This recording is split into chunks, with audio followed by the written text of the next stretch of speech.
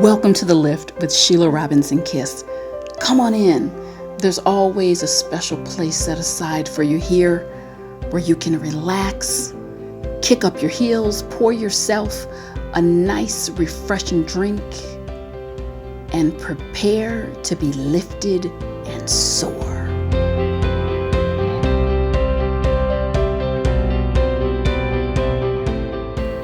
Hi, thanks so much for joining me. Welcome back to The Lift with Sheila Robinson Kiss.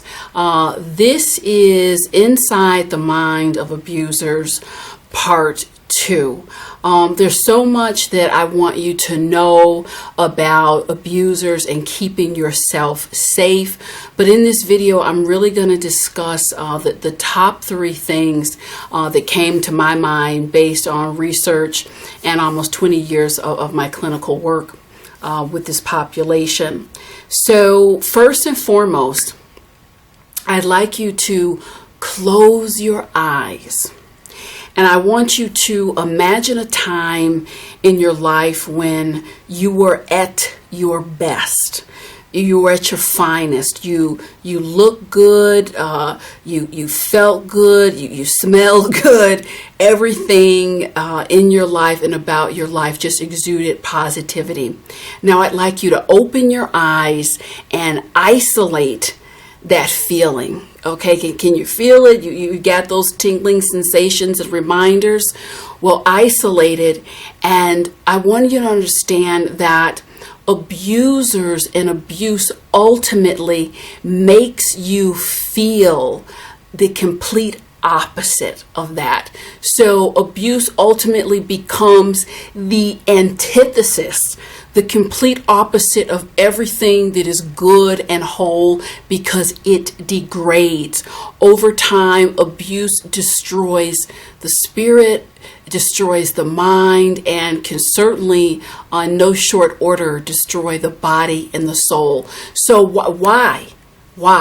Now we're going to dive together inside the mind of abusers. And again, these are not things that I read in books. This is straight from the horse's mouth, and I felt like it was high time to share it with you. So number 1, you gotta know that abusers do not generate power from within. They get their power from dominating you in some shape, form, or fashion. So in this way, these individuals are parasitic in nature. I want you to imagine going through your life and there's this big, huge mosquito that comes out of nowhere, and he just lands on your shoulder and, siphons off your energy, your blood, then goes and flies away, needs some more energy, comes back on your shoulder, siphons it off again. So you could imagine what this cycle would do to a person over time. You would feel completely drained and debilitated. So that's what the abuse can feel like over time. It's primarily because you become the host site for the abuser. That's how they're getting their energy, is through making you feel less than. And on a sidebar, if you're listening to this and maybe you're in the quiet confines of your home, I have no judgment to you as I say this, but if you're hearing me and say, wow, I may fall in this category of an abuser, what I want you to understand above all else is that true power is not gained on the backs of another human being.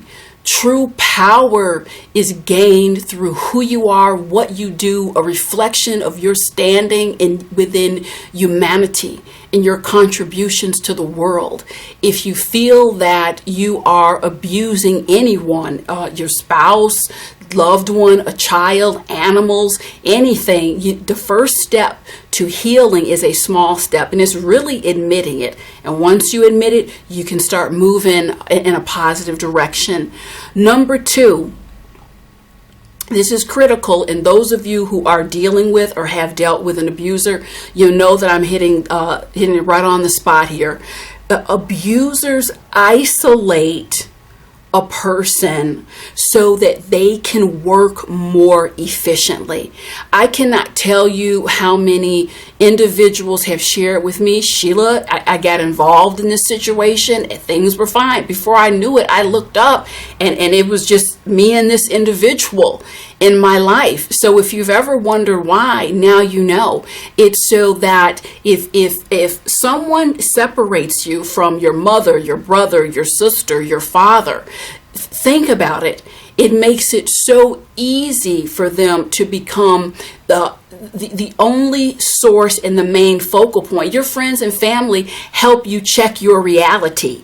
A friend or a family member might ask you, well, wait a minute, what's up with that? That seems out of the ordinary. You can't go to the store without him blowing up your phone, or you can't do this without her flipping out. So the first thing I want you to realize is that the healthiest relationships and the best people that you will ever meet expand your life. They expand your soul. Things flourish in health. So your social circle and your life should not shrink. If you're in a healthy relationship, at a bare minimum, it should remain neutral, and the same people and things that you love should not start falling off. If that is happening, that's a sure sign that you are in an abusive situation. And I'm telling you straight up, the reason why this abuser is doing it is because they gain more power in the context of isolation. Another reason being, if a person can isolate you, if someone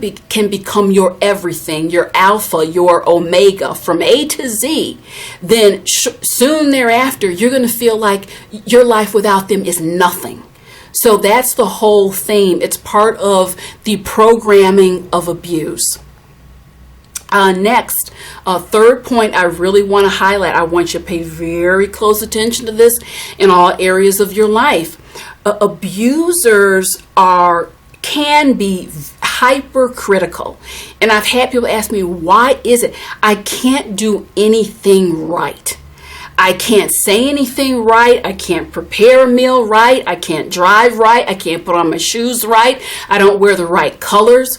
Well, let's stop and think about it for a minute. If I want to abuse you, what I'm going to do is spend a whole lot of time keeping you off, off center, off focus, off balance. You know why? Because the minute you stop long enough to kind of scratch your head and say, well, hey, hold on a minute. Let me put up a mirror and hold it up to your face and see what we see. And you'll see all the flaws. And I've had a number of abusers to share with me in secret spaces that, that is my worst fear. I point fingers so that no one is going to point a finger back to me. And it really breaks my heart that so many beautiful, amazing, talented people are walking around thoroughly doubting themselves because they have been programmed and conditioned by an abuser to do just that. I want you to really hear me. This is going to be my last statement for this video. I'm a little bit inspired. I might even do a part 3. You did not come to this planet to be maltreated. You didn't come here to be abused. You came here to radiate God's light that is within you. You came here to fulfill your purpose. And anyone or anything that would diminish that light and purpose is not healthy for you. That's really the bottom line. I want you to stay healthy so that you can fulfill all the promise that you came here with. And thank you so much for tuning in, and I'll see you next time. Maybe there's going to be a part 3. Thanks.